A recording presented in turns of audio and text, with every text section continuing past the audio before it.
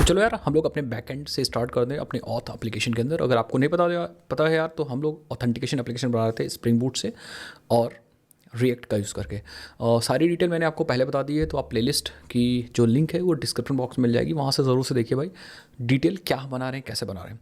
सो इस वीडियो से हम लोग स्टार्ट करते हैं अपना बैकएंड, और हम बैकएंड के लिए यूज़ करेंगे स्प्रिंग बूट। तो स्प्रिंग बूट का एक प्रोजेक्ट बनाएंगे और जो भी ज़रूरत पड़ेगी उसको हम लोग यहाँ पे सेटअप करेंगे। तो बैकएंड को सेटअप करना बहुत ज़्यादा इंपॉर्टेंट है। कैसे करना है मैं आपको बताता हूँ। सबसे पहले एक स्प्रिंग बूट का प्रोजेक्ट बनाएंगे, फिर उसके बाद डेटाबेस वगैरह सेटअप करेंगे, वो सब अलग चीज़ें हैं। सो मैं क्या करता हूँ, हम लोग चलते हैं यहाँ पे स्प्रिंग बूट को सेटअप करने के लिए हम चलेंगे स्प्रिंग इनिशियलाइज़र की वेबसाइट पे, स्प्रिंग इनिशियलाइज़र की वेबसाइट पे, ठीक है। एंड यहाँ से हम एक नया प्रोजेक्ट बना लेंगे एंड कुछ नए फीचर्स आए हैं उसको भी मैं आपको बताता हूँ कि भाई वो कौन कौन से नए फीचर्स आ गए हैं जो इंपॉर्टेंट हैं। सो यहाँ पे हम सबसे पहले चूज़ करेंगे प्रोजेक्ट में मेवन एंड लैंग्वेज में जावा, एंड देन हम स्प्रिंग बूट का 3.5 यूज़ करेंगे। इफ़ यू वांट आप यूज़ कर सकते हो 3.5.7 जो है वो लेटेस्ट कह सकते हो स्टेबल वर्जन है, बट आप यहाँ पर स्नैपशॉट वर्जन भी यूज़ कर सकते हो 4.0 स्नैपशॉट। तो हम क्या करते हैं, और चलो अभी 3.5.7 यूज़ कर लेते हैं, बाद में मैं यहाँ पे अपडेट करके भी दिखा दूंगा। सो अगर आप नया वर्जन यूज़ करोगे तो हो सकता है थोड़ा मेरे चेंजेस हों, बट फिलहाल कोई दिक्कत नहीं, आप नया वर्जन भी चूज़ कर सकते हो। आपको जो भी चेंजेस होंगे वो आपको पता चल जाएंगे जैसे जैसे आप काम करते जाओ। तो मैं 3.5.7 यूज़ कर रहा हूँ, आप 8 भी यूज़ कर सकते हो वॉट एवर, बट मैं स्टेबल वर्जन यूज़ करूँगा। देन यहाँ पर मैं ग्रुप चूज़ करूँगा, दैट इज़ com.lcwd.auth। उसके बाद या com. कुछ ऐसा चूज़ कर सकते हो। com. इज़ बेसिकली आप बहुत सारे प्रोजेक्ट बना रहे हो, तो उसकी यूनिक आईडी एक दिन होती, वही ग्रुप आईडी होती, तो इसीलिए com.lcw यूज़ कर रहा हूँ, क्योंकि भाई जो हमारा डोमेन है वो तो यूनिक होगा ना। तो यहाँ पे आप com.substring भी डाल सकते हो, .auth whatever जो भी आप डालना डाल सकते हो, मैं डाल दूँगा। देन यहाँ पे डाल दूँगा auth ऐप डाल दूँगा, या ऑथ ऐप, ठीक है, बस नाम भी ऑथ ऐप है। एंड ये जो artifact ID it is like कि भैया आपके ग्रुप में बहुत सारे प्रोजेक्ट्स हैं, उनकी एक आईडी आर्टिफैक्ट, ठीक है, प्रोजेक्ट का नाम। And this is the name of the project, and लिख देते हैं दिस प्रोजेक्ट या authentication app using Spring Boot and React. And then जो हम ग्रुप आईडी यूज़ करेंगे वही हम पैकेज आईडी भी यूज़ करेंगे, कोई दिक्कत वाली बात नहीं। बाकी पैकेजिंग में जार यूज़ करूँगा, और कॉन्फ़िगरेशन में जो कॉन्फ़िगरेशन प्रॉपर्टीज़ है मैं YAML यूज़ करूँगा। और यही नया फीचर है, पहले जब प्रोजेक्ट्स बना रहे थे तो वहाँ पे प्रॉपर्टीज़ फाइल आती थी, बट अब YAML फाइल है तो आप YAML चूज़ करें। कुछ और ऑप्शंस भी चेंज होंगे तो अपने हिसाब से चेंज कर लीजिएगा, क्योंकि फ्यूचर में बहुत सारे ऑप्शंस धीरे धीरे चेंज होते रहते हैं। And yes, I am going to use Java 25। उसके बाद डिपेंडेंसीज, अभी जो ज़रूरत है डिपेंडेंसीज की वो मैं बता देता हूँ। मैं यहाँ पे वेब यूज़ करूँगा, स्प्रिंग वेब। देन मैं यूज़ करूँगा MySQL ड्राइवर, क्योंकि MySQL डेटाबेस चाहिए। देन हम JPA यूज़ करेंगे, एंड उसके बाद हम Lombok यूज़ करेंगे, Lombok for the getters and setters. उसके बाद सिक्योरिटी की डिपेंडेंसी अभी मैं नहीं ऐड कर रहा हूँ, बताऊँगा कैसे ऐड करना है, कैसे कब ऐड करना है, या बना लेते हैं अगर चाहो तो। चलो सिक्योरिटी ऐड कर लेते हैं, सिक्योरिटी ऐड कर लेता हूँ, बट वो ऑथ की डिपेंडेंसी भी ऐड कर रहा हूँ, क्योंकि सबसे पहले हमारा टारगेट रहेगा कि हम लोग गाइस क्या बनाए। सबसे पहले हमारा ये टारगेट रहेगा कि हम लोग यहाँ पे तीन चार चीज़ें हमें बनानी है। एक तो हमें बनानी है यहाँ पे login with email and password. तो सबसे पहला टारगेट रहेगा कि हम ईमेल और पासवर्ड का लॉगिन जनरेट करें, बनाएं। उसके बाद हम कंटिन्यू विद गूगल यूज़ करेंगे, कंटिन्यू विद गिटहब यूज़ करेंगे। तो ये सब हमारा सेकंड, तो हम फेजेस में काम करेंगे। सबसे पहले ये वाला कंप्लीट कर लेंगे, देन हम लॉगिन विद गूगल करेंगे, देन हम लॉगिन विद गिटहब करेंगे। और जब हम लॉगिन विद गूगल करेंगे, लॉगिन विद गिटहब करेंगे, तो आपको बहुत सारी चीज़ें समझनी होंगी। स्प्रिंग सिक्योरिटी तो ऑब्वियसली बात समझना ही होगा, समझना इसमें भी ईमेल एंड पासवर्ड में। तो तब हमें यहाँ पे OAuth 2 की डिपेंडेंसी चाहिए होगी, तो वो तब हम लोग ऐड करेंगे। But spring security is like आपको चाहिए होगी ईमेल के लिए भी और पासवर्ड के लिए। सो मैं क्या करता हूँ, let's add the Spring security. तो मैंने यहाँ पे ऐड कर लिया, it's highly customisable authentication access control framework for Spring applications. And मुझे लगता नहीं है कोई और एप्लीकेशन, कोई और डिपेंडेंसी चाहिए। सो क्या एक वैलिडेशन चाहिए, क्योंकि हमें वैलिडेशन भी परफॉर्म करना होगा, तो हमें वैलिडेशन भी चाहिए होगा। एंड देन वेब तो ऐड ही हो गया, MySQL कनेक्टर ऐड हो गया, Lombok ऐड हो गया। बाकी हमें कुछ डिपेंडेंसीज और ऐड करनी पड़ेंगी guys for the like JWT token हम लोग वहाँ पे यूज़ कर होंगे, तो JWT से रिलेटेड कुछ डिपेंडेंसीज ऐड करनी होगी। एंड कुछ डॉक्यूमेंटेशन को जनरेट करने के लिए ऐड करनी होगी। तो अभी मैंने स्टार्टिंग में इतनी डिपेंडेंसीज ले ली हैं, और एक बार मैं आपको और बता देता हूँ। This is for building REST APIs, this is for connecting to the MySQL database, and this is for providing ORM feature, ठीक है, GPA यूज़ करने के लिए। ये हमारा गेटर्स एंड सेटर्स के लिए है, जिससे बार बार हमें गेटर सेटर्स ना बनाना पड़े, लेम्बॉक खुद से एनोटेशन के थ्रू गेटर सेटर्स बना दे। ये है Spring security for authentication and authorisation. मैं डिस्कस करूँगा ऑथेंटिकेशन ऑथराइजेशन क्या होता है, and this is for validation, कि भैया अगर कोई डेटा हम पास कर रहे हैं तो जो बीन बनाए वो वैलिडेटेड बीन हो। इतना काम करेंगे। तो ये हमारी अभी इनिशियल डिपेंडेंसीज है। फ्यूचर में जैसे ज़रूरत पड़ेगी हम बैकएंड में भी डिपेंडेंसीज ऐड करेंगे, मैं अभी बता दे रहा हूँ। और टू क्लाइंट हो गया, JWT की कुछ डिपेंडेंसीज, या और भी जो भी ज़रूरत पड़ेगी वो हम लोग ऐड करते रहेंगे। इतना करने के बाद हमारा फाइनल इनिशियल सेटअप रेडी है। हम जनरेट पे क्लिक करेंगे, एंड आपको सेव करना है जहाँ पे आपको सेव करना है। तो बेसिकली मैं क्या करता हूँ, I just have to save. मैं इसको सेव करूँगा YouTube प्रोजेक्ट्स के अंदर, सो दैट आपको ये चीज़ मिल भी जाए यहाँ पे। ओके, सो आई थिंक हम गलत आ गए हैं थोड़ा सा। तो यस, हम यहाँ पे YouTube के अंदर जाएंगे, YT प्रोजेक्ट्स यहाँ पे होगा हमारे पास, यहाँ पे सेव कर देंगे। ऑथ ऐप से पहले से तो कुछ नहीं है, आई डोंट थिंक कोई है, तो हम यहाँ पे सेव कर देंगे, ठीक है। एंड देन फाइनली हम क्या करेंगे, यहाँ पे चलेंगे, एंड हम यहाँ पे इसको बंद कर दो भाई, ठीक है, यहाँ पे, और अपने जिप फाइल पे राइट क्लिक करेंगे और इसको हम कर लेंगे, ठीक है, एक्सट्रैक्ट। जिप फाइल फिर हमें नहीं चाहिए, इसको हम देंगे हटा।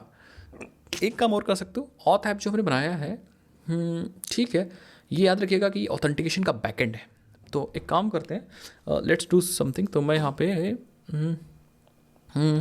इसका नाम थोड़ा सा चेंज करते हैं, लेट्स डिलीट दिस, ठीक है। हाँ, कभी कभी ऐसा हो जाता है। तो मैं क्या करता हूँ, यहाँ पे एक ऑथ ऐप का फोल्डर बनाता हूँ, auth_app का फोल्डर बनाऊंगा, और इसका जो नाम रखूँगा वो ऑथ ऐप बैकएंड रख दूँगा। आर्टिफैक्ट भी चेंज करना कर सकते हो, कोई दिक्कत नहीं, बट मैं आर्टिफैक्ट चलो बैकएंड कर दूँ, ठीक है। बस अब जब मैं जनरेट करूँगा तो ये ऑथ ऐप बैकएंड होगा, और ये होगा हमारा, इसको मैं बनाऊँगा ऑथ ऐप के अंदर, यहाँ पे सेव कर लूँगा, ठीक है। Yes, auth app backend, and let me show you, ये रहा। इसको हम कर लेंगे एक्सट्रैक्ट। यस, अब जिप हम हटा देंगे, जिप चाहिए नहीं चाहिए। इसको हम ओपन कर लेंगे इंटेलिजे आइडिया से। So let me open the IntelliJ IDEA. मैं क्या करता हूँ, इंटेलिजे आइडिया ओपन कर लेता हूँ। Let me show you something like कि इंटेलिजे आइडिया को मैं आपको दिखा देता हूँ, एंड देन ओपन करके आपको दिखा देता हूँ। सो वी आर हमारा इंटेलिजे आइडिया का इंटरफेस। यहाँ पे मैं ओपन प्रोजेक्ट पे जाऊँगा। एक बार ओपन प्रोजेक्ट जब हम करेंगे, then will go to the अपने फोल्डर जहाँ हमने प्रोजेक्ट को सेव कर रखा है। यहाँ YT कोड के अंदर हमारे पास, YT प्रोजेक्ट के अंदर हमारे पास ऑथ ऐप है, एंड ये हमारा ऑथ ऐप बैकएंड। इसी को जस्ट हम यहाँ पे ओपन कर लेंगे, एंड यहाँ पे हम ट्रस्ट करके इसको ओपन कर लेंगे। यस, सो आप देखोगे यहाँ पे आपका प्रोजेक्ट रेडी है, एंड हेयर वी गो। ये हमारा प्रोजेक्ट, इसको हम बड़ी स्क्रीन पे कर लेंगे जहाँ पे हम कोड वगैरह कर सकें, and it will take time. यहाँ पे देखो आप, थोड़ा सा ये टाइम ले रहा है, ठीक है। सो ये इंडेक्स वगैरह जब हो जाएगा, फिर उसके बाद हम आगे पढ़ेंगे एंड आगे काम करेंगे।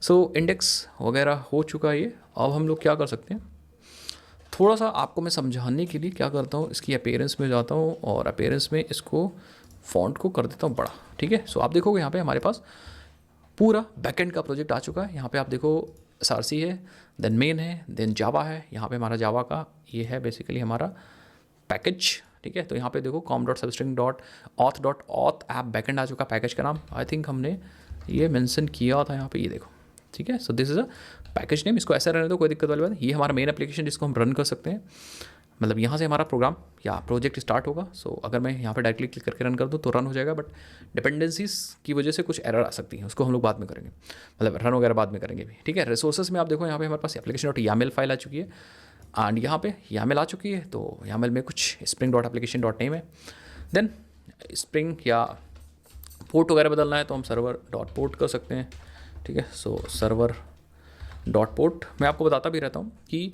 जब भी हमारा बैकएंड का एप्लीकेशन चलता है गाइस, तो सर्वर का पोर्ट होता है 8080 बाय डिफ़ॉल्ट, बट मैं चेंज करके उसको 8082 पे रखूँगा गाइस, सॉरी 8082 पे रखूँगा। एप्लीकेशन का नाम ऑथ ऐप बैकएंड है, ठीक है। तो ठीक है, कोई दिक्कत वाली बात, बाद में आप इसको बदल भी सकते हो। तो बाकी जो भी हमारे पास कॉन्फ़िगरेशन होगी, कॉन्फ़िगरेशंस लाइक डेटाबेस कॉन्फ़िगरेशन, ये सारी कॉन्फ़िगरेशन हम यहाँ पे डालेंगे। लाइक अगर हमें ईमेल भेजना है तो ईमेल कॉन्फ़िगरेशंस, या फिर अगर हमें लाइक OAuth 2 कॉन्फ़िगरेशन, वो सब हम यहाँ पे डालेंगे। तो जो YAML फाइल होती है guys, this is for configuration. But configurations भी आपको कैसे करना है और कैसे इसको प्रोडक्शन में हैंडल करोगे, कैसे उसको डेवलपमेंट फेज़ में हैंडल करोगे, वो सब चीज़ मैं आपको सिखाऊंगा, उसकी कोई भी टेंशन लेने की ज़रूरत नहीं है। सो अब हमारे पास ये हमारा मेन एप्लीकेशन। अब यहाँ पे आपको समझना है कि हमारे पास यहाँ पे देखो जावा फोल्डर है, जावा के अंदर पैकेज है। अगर मुझे कुछ भी करना है तो हम यहाँ पे मतलब जावा का कोड लिखना है तो हम इस पैकेज के अंदर लिखेंगे। लेट सपोज कि हमें कंट्रोलर्स लिखने हैं तो मैं यहाँ पे पैकेज बना लूँगा कंट्रोलर्स। एंड लेट सपोज हमें यहाँ पे लिखना है कॉन्फ़िगरेशंस, तो हम यहाँ पे पैकेज बना लेंगे कॉन्फ़िगरेशन। कॉन्फ़िगरेशन मतलब जिसको शॉर्टकट में कॉन्फ़िग बोलेंगे। एंड लेट सपोज हमें सर्विसेज लिखनी है तो हम यहाँ पे पैकेज बना लेंगे लाइक सर्विसेज। और अगर हमें यहाँ पे लिखना है लाइक DTOs या पेलोड्स, तो आप यहाँ पे DTOs नाम से पैकेज बना सकते हो। एंड देन हमें लिखना है बनाना है रेपोजिटरीज़, तो हम यहाँ पे बना सकते हैं रेपोजिटरीज़। ये सब क्या होती है मैं आपको धीरे धीरे बताऊंगा, बट फिलहाल आपको अगर नॉलेज है, स्प्रिंग बूट आपने नहीं सीखा तो आपके पास बहुत सारे ऑप्शन हैं। इस चैनल पे ही मैंने बहुत सारे वीडियोस डाल रखे हैं स्प्रिंग बूट के। अदरवाइज़ अगर आप प्रीमियम कोर्सेज चेकआउट करना चाह रहे हो तो हमारे बहुत सारे प्रीमियम कोर्सेज भी हैं। तो अभी एक लाइव बैच चल रहा है AI पावर्ड जावा बैकएंड का, तो उसको कर सकते हो। उसके अंदर हम AI वगैरह भी सीखने वाले हैं, स्प्रिंग बूट वगैरह तो सीखते ही हैं। साथ साथ में कोर जावा का रिवीजन भी हमने डिटेल में करा रखा है। तो जो जो टॉपिक्स इंपॉर्टेंट है उसको मैंने डिटेल में करा रखा है। सर्वलेट फिल्टर्स का भी रिवीजन करा रखा है, तो आप जाके चेकआउट कर सकते हो। मैं क्या करूँगा, प्रीमियम जो कोर्स की वेबसाइट है उसका लिंक आपको डिस्क्रिप्शन बॉक्स में दे दूंगा, उसको भी जाके आप चेकआउट कर सकते हो। सो अगर आपके लिए बेनिफिशियल लगता है तो आप ज्वाइन कर लो, ठीक है। नाउ और भी बहुत सारे यहाँ पे ऑप्शंस हो सकते हैं, जैसे कॉन्फ़िग हो गया, कंट्रोल्स हो गया, सर्विसेज हो गया, DTOs हो गया। एंड अगर आप फीचर भी या जो पैकेजेस हैं वो फीचर वाइज बनाना चाह रहे हो तो पैकेजेस भी फीचर वाइज बना सकते हो। फिलहाल मैं अभी के लिए नहीं बना रहा हूँ, बट आप जैसे लॉगिन फीचर है तो लॉगिन फोल्डर के पैकेज के अंदर ये सब चीज़ बना दो। सो आपका प्रोजेक्ट अगर बड़ा हो रहा है तो आप क्या कर सकते हो, सारे फीचर वाइज पैकेजेस को इकट्ठा कर सकते हो, मतलब सेपरेट कर सकते हो। फिलहाल अभी मैं नहीं कर रहा हूँ, बट बड़े प्रोजेक्ट्स में ऐसा होता है, ठीक है। सो हमारे पास कॉन्फ़िग हो गया, कंट्रोल्स हो गया, DTOs हो गया, रिपोजिटरीज हो गई, सर्विसेज हो गया, एंड ये हमारा मेन एप्लीकेशन है। और बाकी अगर कोई हेल्पर्स वगैरह आप बना रहे हो तो आप यहाँ पे एक पैकेज हेल्पर्स या फिर यूटिल्स या यूटिलिटी ऐसे करके भी आप देखोगे बहुत सारे बनेंगे। आप अगर कोई एक्सेप्शंस बना रहे हो so just go for exceptions. कहने का मतलब आप जितनी क्लासेस बनाओगे उनको सेपरेट करोगे with the help of packages, so that आपकी क्लासेस मिक्सअप ना हो जाए, समझ गए। और भी बहुत सारे जो पैकेजेस होंगे बन सकते हैं। अभी फिलहाल मुझे तो इतना ही याद आ रहा है, अब ज़रूरत होगी उस हिसाब से हमें पैकेजेस भी याद आएंगे। जैसे क्लासेस बनाएंगे तो उनकी कैटेगरीज भी याद आएंगी, तो फिर हम वहाँ पे बना लेंगे, कोई दिक्कत वाली बात नहीं। आई थिंक आप समझ गए। कॉन्फ़िगरेशन के लिए हम यूज़ करेंगे एप्लीकेशन डॉट डेव, लेकिन एप्लीकेशन डॉट YAML फाइल। लेकिन एक चीज़ मैं आपको और बताता हूँ गाइस कि आपको क्या करना है, यहाँ पे हमें मल्टीपल चीज़ें हैंडल करनी होती हैं। जैसे फॉर एग्जांपल मैं आपको दिखाता हूँ, जो हम एप्लीकेशन कर रहे हैं वो मल्टीपल फेजेस में जाता है। जैसे फॉर एग्जांपल ये अभी हम डेवलपमेंट में डेव फेज में जब हमारा एप्लीकेशन बन जाएगा तो ये जाएगा टेस्टिंग फेज में, जिसको हम बोलते हैं QA, ठीक है, QA। फिर जब हमारा सारा काम हो जाएगा, QA में भी टेस्टिंग वगैरह हो जाएगी, देन ये जाएगा प्रोडक्शन में। दैट मीन्स ये 3-4 इसके फेजेस होते हैं, और भी हो सकते हैं मल्टीपल, बट 3-4 नॉर्मली 3-4 फेजेस होते हैं। 3-4 फेजेस में आपको क्या देखना ये है कि ये जो फेजेस हैं गाइज, इन फेजेस में जो आपकी YAML फाइल होगी उसकी कॉन्फ़िगरेशन डिफरेंट होंगी हमेशा, ठीक है। इन फेजेस में जो YAML फाइल होंगी उनकी कॉन्फ़िगरेशन डिफरेंट होगी। मैं आपको दिखाता हूँ। जैसे for example if you are setting up database, तो मान लो आपने यहाँ पे MySQL डेटाबेस की कॉन्फ़िगरेशन की और डेटाबेस में MySQL की कॉन्फ़िगरेशन कर दी, MySQL कॉन्फ़िगरेशंस सेटअप कर दी। अब इसके साथ प्रॉब्लम ये है कि जब भी आप एप्लीकेशन चलाओगे तो हमेशा यही वाली कॉन्फ़िगरेशन फाइल चलेगी। लेकिन डेवलपमेंट में हो सकता है कि आप जो कॉन्फ़िगरेशन यूज़ करो दैट इज़ डिफरेंट।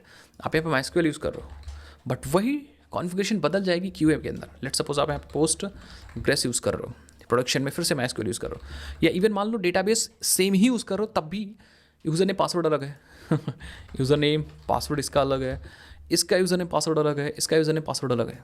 तो that means we have a different configurations at different phases of our software. So इसको कैसे हैंडल करेंगे? इसको हैंडल करने के लिए हम यूज़ करते हैं प्रोफाइल्स का कॉन्सेप्ट। कैसे? आपको क्या करना है, यहाँ पे अपने रिसोर्सेस में फाइल बनानी है, एप्लीकेशन फाइल बनानी है, नई file. So let's create file application dash dev dash मतलब हाइफन dev.yaml फाइल। एक ऐसे ही आपको QA से रिलेटेड भी बनानी है। सो लेट मी डू दैट। मैं यहाँ पे आता हूँ एंड अगर रिसोर्सेस में, एंड यहाँ पे फिर से मैं आता हूँ एंड अगेन फाइल पे जाता हूँ and application dash QA.yaml file. ठीक है, नाम स्पेलिंग सही होनी चाहिए, ठीक, अदरवाइज फिर दिक्कत होगी।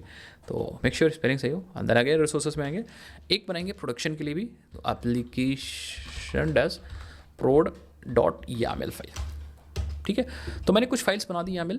अब हमें क्या करना है, डेवलपमेंट, मतलब जब आप इस फेज़ में हो, किस फेज़ में, इस फेज़ में, सॉरी फॉर दैट, इस फेज़ में, यहाँ पे डेवलपमेंट फेज़ में, यहाँ की सारी प्रॉपर्टीज़ जो होंगी, जो भी आप प्रॉपर्टीज़ यूज़ करोगे, वो सारी प्रॉपर्टीज़ आप अपने एप्लीकेशन डैश डेव के अंदर लिखोगे। दिस इज़ फॉर, या this property is actually for, like मैं कमेंट लगा के लिखता हूँ, और डेवलपमेंट वर्जन ऑफ प्रॉपर्टीज़ या कॉन्फ़िगरेशन ऑफ कॉन्फ़िगरेशंस।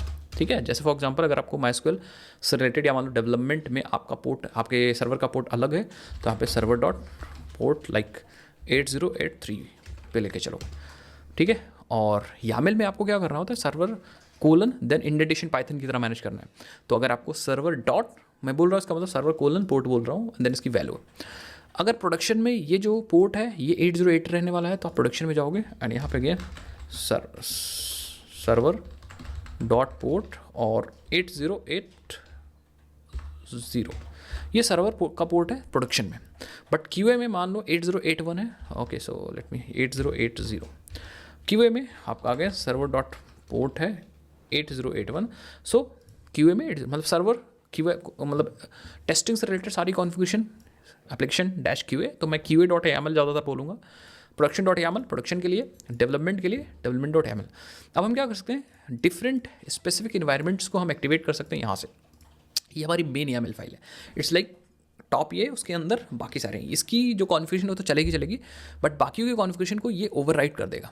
ठीक है, सो मैं क्या करूँगा, मैं यहाँ से एक्टिवेट करने वाला हूँ the configuration of the specific environment या फिर फेज़। जैसे फॉर एग्जांपल हम यहाँ से एक्टिवेट करेंगे, क्योंकि ऑब्वियसली बात जब हम यहाँ से चला रहे हैं एप्लीकेशन तो डेवलपमेंट फेज़ का है, तो मैं यहाँ पे एक्टिवेट करूँगा spring dot profiles dot active, और मैं पास कर दूँगा डेव।